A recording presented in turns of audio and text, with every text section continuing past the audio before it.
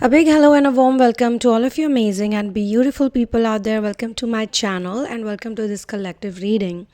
In the past reading, which is part 1 of the same reading, we discussed about how the divine feminine goes through betrayal, manipulation. The divine feminine goes through a lot of trouble, and I'm talking about all those who are a part of this collective. And if you resonate with it, definitely you have witnessed so much pain and suffering, but there's always a reason behind why you're going through whatever you're going through.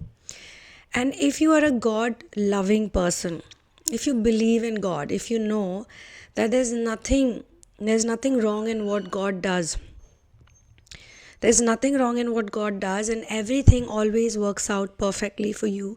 If you have this faith that God is always taking care of you, even if all these things are happening to you, whatever the masculine put you through, and it's really painful, I can understand. I mean, it's not easy, but it's not for a waste. It's not for waste. Whatever you went through in your childhood, it has shaped you to be who you are today. Okay, your spirituality, your knowledge, your wisdom, your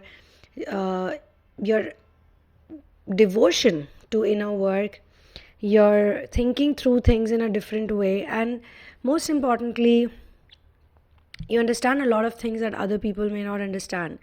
You know that everything is not what it seems to be here on earth.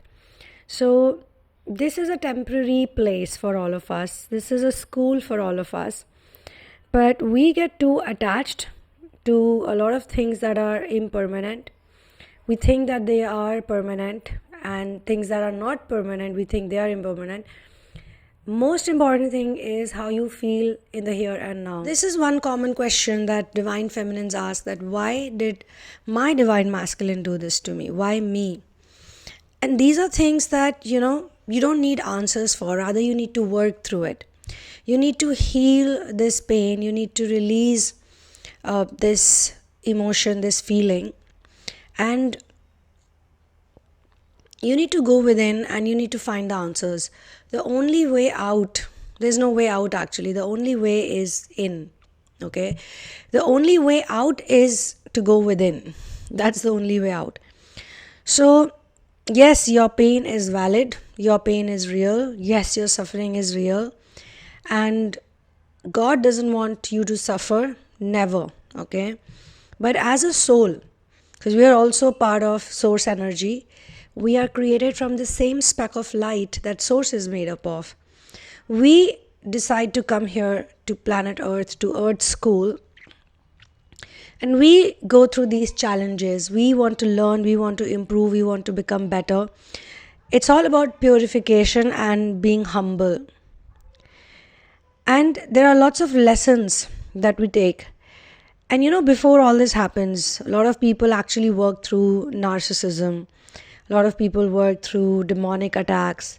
A lot of people do it side by side also while working through their relationships. And then we see a lot of times in the mainstream media, in the regular world, we hear things like don't accept this, don't forgive this, don't do this, don't do that. But really, we have to learn in our own way. We have to learn from our own mistakes, and we have to learn from our own pain and sorrow. Nothing can be right or wrong. There are always different contexts and there are always different situations. So here, someone who's closest to divine feminine, because first it's like you're taught that love is everything and you're supposed to find love. First, it's really difficult to find that person for a lot of you. Some of you go through a series of bad relationships, and then eventually you realize that this is not what I'm supposed to do by your own experience, your own practical experience. And this is what I'm supposed to do. This is what I like. This is what I don't like. God puts you in certain situation. God means your own higher self in this context. Your own higher self is carefully, everything is curated and everything is falling into place. You have certain experiences and you figure things out for yourself that, okay, this is what I'm supposed to do here and this is what I'm supposed to do there. People who are closest to us, only they can hurt us. or people who we pedestalize can hurt us. And that's why it's very important to pedestalize only God and yourself. And yourself also, not without God, because yourself can get confusing. A lot of people start pedestalizing their ego, basically the physical identity, and they think that this is the ultimate thing. With time, they realize that no, this is not the ultimate thing, and the one thing that they were so attached to, it could be their money or to their looks or to their education or to their degrees or qualification. With time, everything starts fading out, everything starts losing its weight. And then they realize that no, this is not something that makes me happy, or this is not something that gives me peace and stability. There is something far deeper and far bigger. And everyone who figures this out, that there's something far bigger and far deeper that I need to figure out, I need to bring into my life, then you need to do it by practice every day, day by day, day by day. And you can get success. Day by day, you become more calmer. Day by day, you let go. So here also, all the things that masculine put her through. And in some cases, you have to first go through karmic situations. Then you have to meet a false twin flame. Then you meet a twin flame which either gets converted into a soulmate, or there's a walk-in situation, or it's the same person changes drastically. They choose to change for you because you change, because you stop seeing things the way you were seeing them earlier. You literally choose peace over trauma, over negative thinking, over angry thoughts. So everything is happening within you. What is the real meaning of forgive and forget? What I can pick on to is that here, the feminine who did not know that she's the main female, she's the main character in her story. She always thought other people are the main characters in her story, but she eventually realizes that she's the main character and she's the one who is supposed to hold the remote control. She's the one who can press the buttons for herself, not other people. So when she realizes that she is holding the remote control, and it's all based on choices, okay? It's all based on choices. What do you choose in the moment? There are a lot of things that are not in our control. Let's say you love somebody, you love the divine masculine a lot, okay? Let's say you're pretty much extremely attached with him, and this attachment makes you anxious because you don't know where he is, you don't know what he's doing, you don't know what he's up to behind your back and all of that. Maybe in the past, he did misuse your trust or freedom, or he didn't understand that you were being vulnerable, that you love him. And maybe he did love you too, but he just took you for granted, and that's how you feel, okay? But then there are lots of things that are not in our control, and some of the feminines actually learn from the masculines as well, because they see that masculine is not at all insecure. Masculine is very confident. He may have like 100 flaws in him, but he's very confident that the feminine will never leave him, no matter what he does. No matter what he does, no matter where he goes, no matter who he's going to talk to, she's not going to leave him. She will eventually accept him. And she's like, how does he have this confidence? How does he know this? How does he know that I'm going to accept it? Because he's not thinking about it. Let's put it that way. He doesn't even think about it. His mind doesn't go to that point. And if it does, he goes like, nah, she can't do that. She can never do that. She cannot hurt me. She loves me way too much to hurt me. It may sound a bit cruel, insensitive, but that's how a lot of men think in general also, even those who don't do inner work. In fact, most men don't want to talk about the twin flames, tarot cards, readings, what did this person say, that person say. Sometimes they also suffer because of this, because they don't want to do the work. But then, if you're the main character, you have to understand that you're looking at the universe from your eyes, from your perspective. So the masculine definitely is also another character that your higher self has created and put on your timeline. It's not like he doesn't have any life or he doesn't have any will, but it could also be possible that we are the ones giving power to people. And as I said, there are certain things that we cannot control. Okay? God has made a lot of things that we don't control. But there are some things that we can control, and one of those things is what we choose in the moment. So if your masculine is somewhere and you don't know where he is or what he's doing, and you're not even talking to him, you're not calling him, you're not messaging him, you're probably upset with him.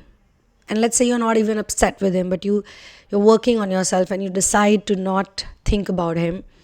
So you don't think about him basically. You just say, I will not think about him at all. And you keep watching yourself. How many times in a day you think about him? And every time you think about him, is it positive or is it negative?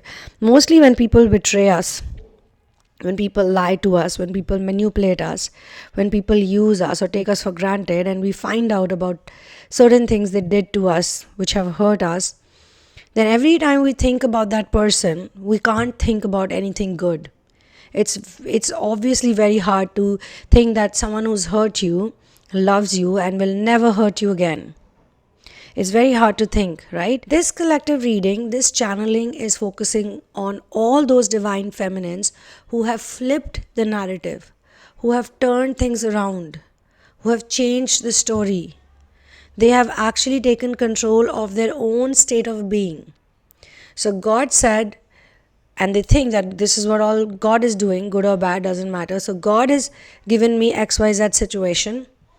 Okay, let's say you wanted to go to the beach for a holiday and you booked a flight, you booked the hotel, you did everything right from your side, you paid the money on time, and you find out that the airlines have cancelled the tickets, or they've just cancelled those particular flights, one of those you were supposed to take.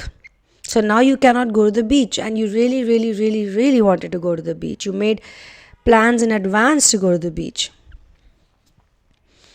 So it's not in your control, right? This thing is not in your control. So you decide to take a trip to the mountains or vacation at somewhere close by, not very far from where you live. A little bit away from the city for a change, but it's not exactly what you really wanted to do. So that thing is not in your control, and this is a good example.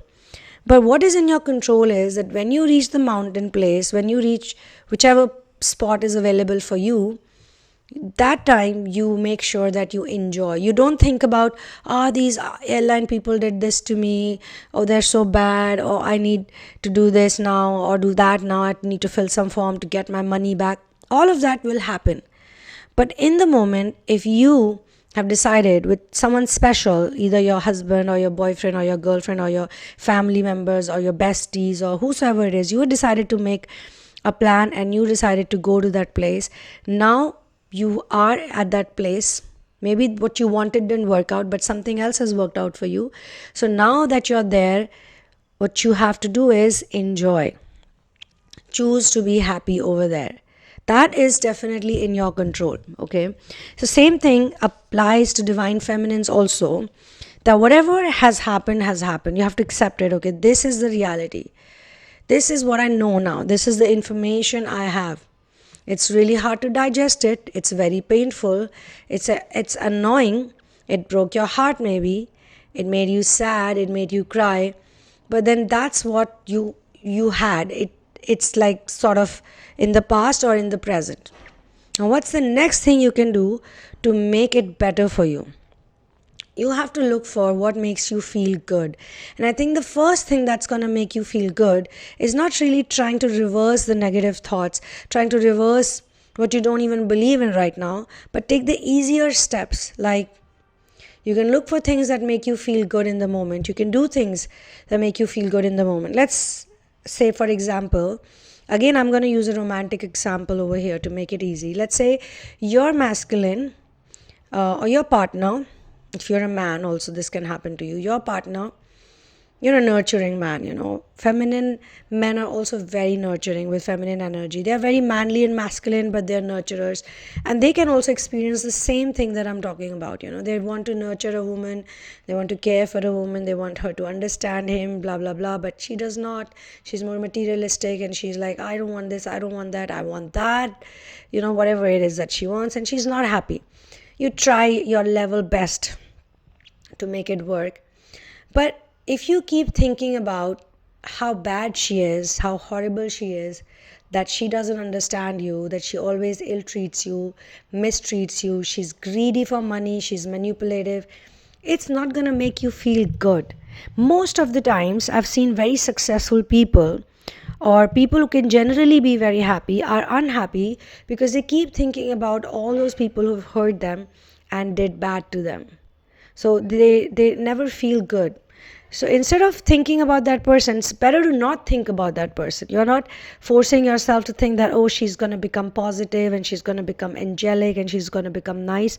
Maybe if it's not your partner, maybe subconsciously, and those are that's the work I do in my therapies with people, that I help them release that blockage, that stuck part of them, that old version of them, which is what is causing all the havoc, and it's in the childhood memories. And trust me, if you surrender to source, if you keep chanting the name of Lord, it can be the worst situation in the world. You could be in the worst possible situation, in the most horrible situation, in a very painful situation, okay? But God is going to send you help. God is going to send you help. Someone who can support you, someone who can understand you. If not an individual, in many cases an individual will appear in your life, or in many cases someone else will appear, or something else will appear, a book will appear in your life, a story will appear in your life. And I see so many times, on internet, on Instagram, on social media apps, I get these wonderful videos and wonderful clips of people. Some of them are not very big creators also. They're very small content creators, but they've done amazing work. You just feel so motivated just by watching them and just by listening to them. So it's not really about marketing and PR. It's not really about the big numbers in many cases. It's also sometimes about just reaching the right frequency and the right person at the right time. So God is going to send you a message or help or literally someone, at your doorstep or on the way. I know this, something happens, and you can ask other people also who have literally surrendered to source. It might look like you've got no help, nobody understanding you, nothing to do. You could have cried many nights, but if you just keep focusing on that God is taking care of me and everything is working out for me, and God loves me, and God is going to turn things around for me magically. If you just believe that God is going to do it, because nothing is bigger than God. Nothing on this planet, no entity, no demon, no vampire, no manipulator, no psychopath. Nobody is bigger than God. And to reach to that level of positivity, sometimes you have to meet people who hurt you. Sometimes you have to meet people who are very negative, very depressed, very narcissistic, very selfish. And then you realize that, oh my God, I'm hurt by these people. But you have to heal from that yourself. And that you can do by faith. And that you can do by choosing peace over drama or these dramatic, insensitive, painful thoughts. So whatever someone did to you, it's done. It's in the past. It's gone. They've already done it. Okay, so the example that I was going to give to you, let's say your partner, you made a plan with your partner and your partner cancelled last minute. They say, oh, I'm not able to do it. Something important has come up. Maybe something important did come up, maybe they purposely don't want to hurt you, but something happened. Now, what is the choice you have?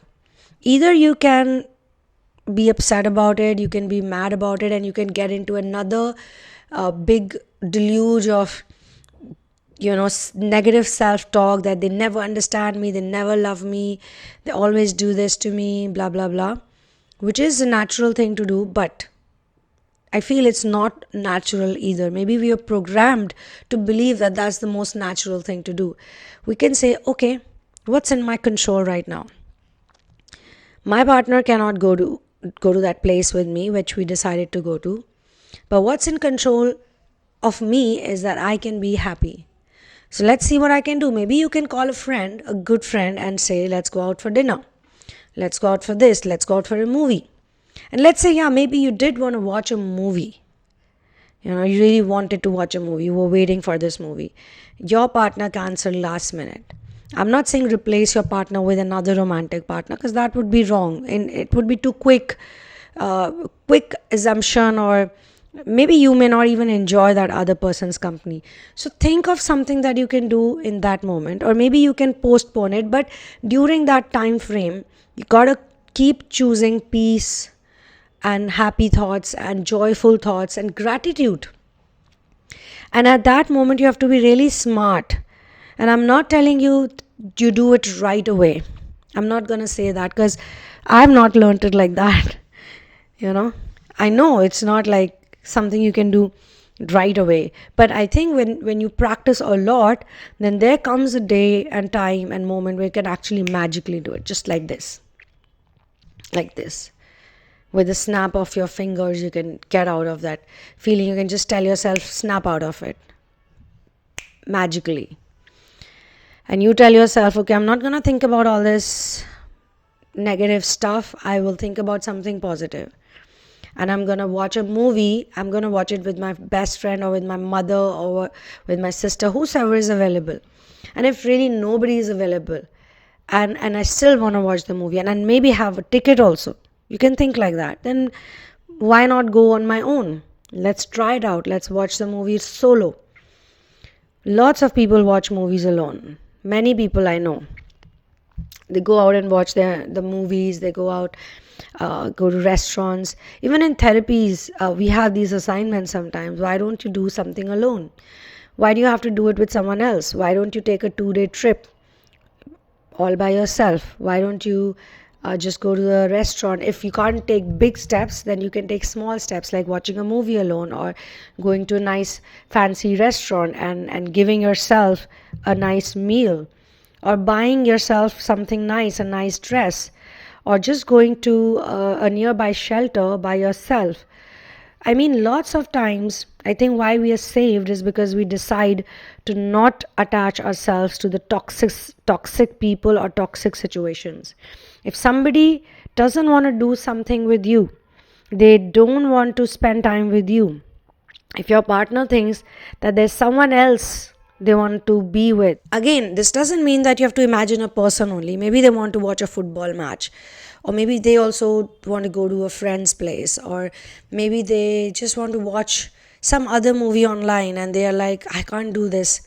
So they make up a story. These are also assumptions, right?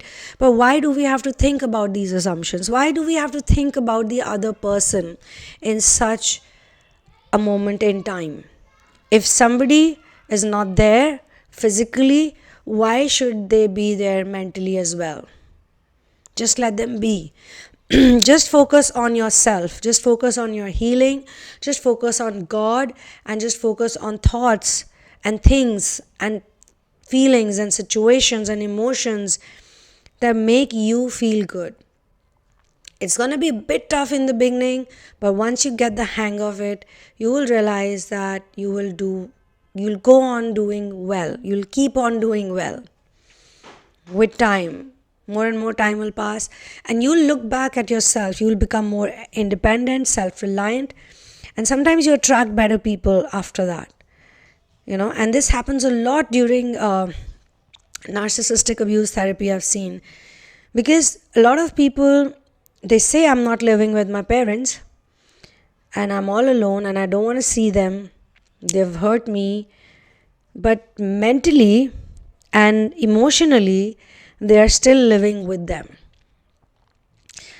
Because they keep replaying and reenacting in many ways. They keep going through the same hell over and over again mentally. They keep reminding themselves that XYZ did this to me, blah blah blah did this to me, and then they have the dreams, then they have the nightmares, then they have situations that also validate that feeling, that yes, this is right. So I do have examples, a lot of examples like this. Maybe some other day I will give it, but in this collective reading, the divine feminine has become really strong, independent, and she's become a symbol of strength for other people as well. Because she is now guiding people to focus on your blessings, focus on gratitude, focus on people who make you happy. You don't have to make any fast decisions. You don't have to rush into anything. You have to take everything with a pinch of salt, and you have to let it go. So forgive and forget. I had a discussion with a friend of mine. What is forgive and forget? We were discussing about it. So I came up with a simple formula. Thanks to my masters, all credit goes to my masters, my gurus, my 3 gurus. They are really the best, and all the other great masters as well that I keep watching and reading about. They preach the similar things, the same things pretty much. All great masters, they're talking about same things. And that is to forgive, which means surrender, which means accept actually whatever it is. And forget actually means to try not to think about those things over and over again. Forget actually means if those thoughts come to haunt you again and again, if you're reminded of it again and again, and it's going to be a test. I mean, you want to get over it, you want to get out of it, but again, something shows up and you're like, again, this is being shown to me. Take it like, I still have to work more. I still have to do more in our work. I still have to be more grateful. I still have to let go more. So don't allow your mind to go into that direction. And this is sort of, you can see it as an advice also, as a reading also, as a download also, and as channeling for those people, for those feminines, for those men and women who worked on this. And they're seeing results of it in their life. Their life is no longer the same. So Divine Feminine did not crumble. She did not break down. She did not fall down. She did not lose the battle. She became a warrior, and she said, I'm going to do it the right way, and I'm going to do it by going within and watching my own mind, how it's manipulating me. Is it my DM manipulating me, my parents manipulating me, my friends manipulating me, or is it something inside of me, a voice inside of me that has been telling me since childhood that this is not right for you, nobody loves you, you're unworthy, you're this, you're that, all the bad stuff. Who's telling me all of this? And should I believe it or not? Should I continue to believe it or not? How good is it to believe in these things? And how good it is to keep brooding over all the sad stuff, all the drama. So for personal sessions and for readings, therapies, you can work with me one-on-one. It's a lot of fun to watch this stuff get released and unfolded as well, and how you reach to those core memories which have caused so much havoc in your life, and watch them go step by step. Slowly and gradually we do it together. It's interesting. This journey is very interesting. And to learn to tell yourself every day to feel good, to look for things that make you feel good and happy and fulfilled and close to God, the connection you have with God, without attaching with anybody or anything, just you and this feeling, just enjoying, looking for what you can enjoy in the moment, what you can do fun in the moment, and then staying there, just focusing on that. So yeah, you can also become my Patreon, and you can get my book, In the Name of Love, A Journey of Finding Your Ultimate Soulmate. It's available only on Amazon Kindle. The spelling of love is LUUV. The link is given in the description box. So yes, you can get into readings, you can get into therapy, you can get my book, and you have all these lovely readings and downloads available for you absolutely free. So I will see you in the next one. One love, peace out, and Victory to Ram.